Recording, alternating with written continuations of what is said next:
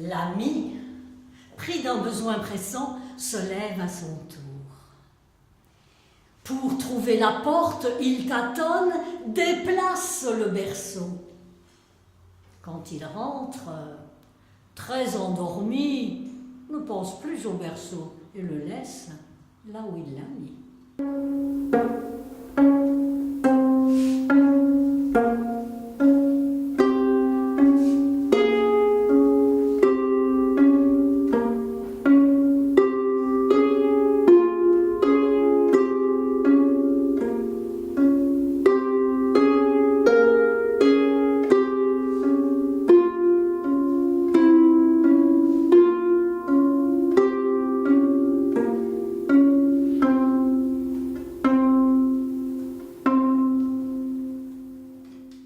La jeune fée apparaît.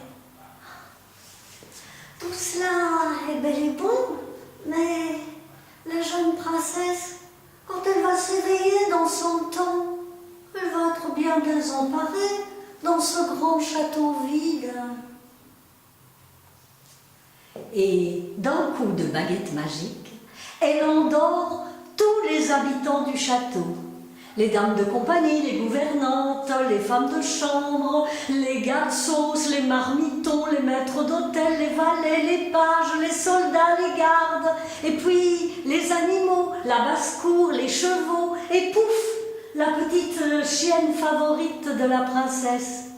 Même les broches s'arrêtent de tourner dans les cheminées, et le feu lui-même s'endort. Alors, le roi et la reine, seuls encore éveillés dans le château, embrassent une dernière fois leur fille et sortent. Dehors, la jeune fée entoure le château de grands arbres, de ronces, de taillis enchevêtrés, et nul ne pourrait deviner qu'un château est caché là.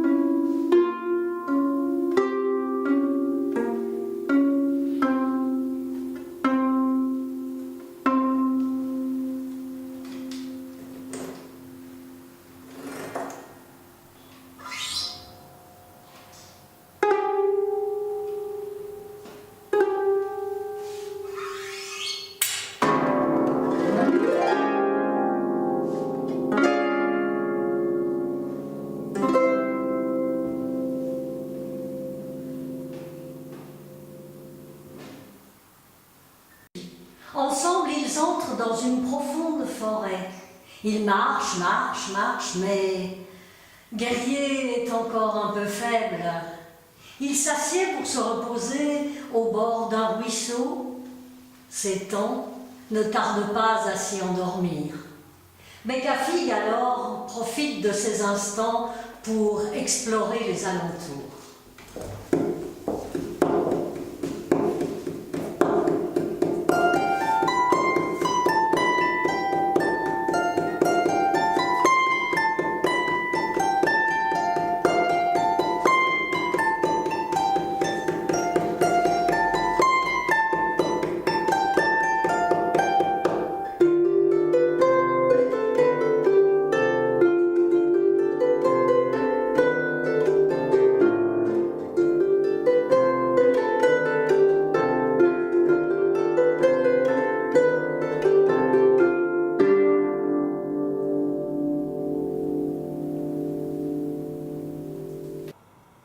Et Désirée, que devient-elle?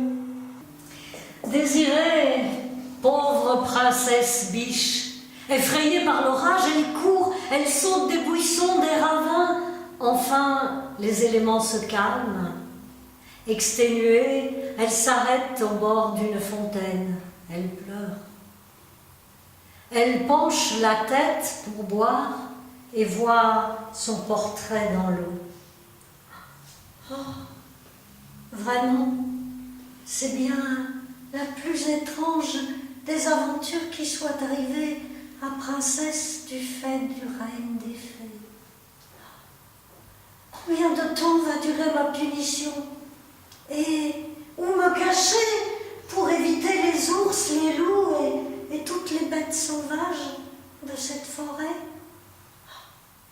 Et puis, je ne peux tout de même pas manger de l'herbe.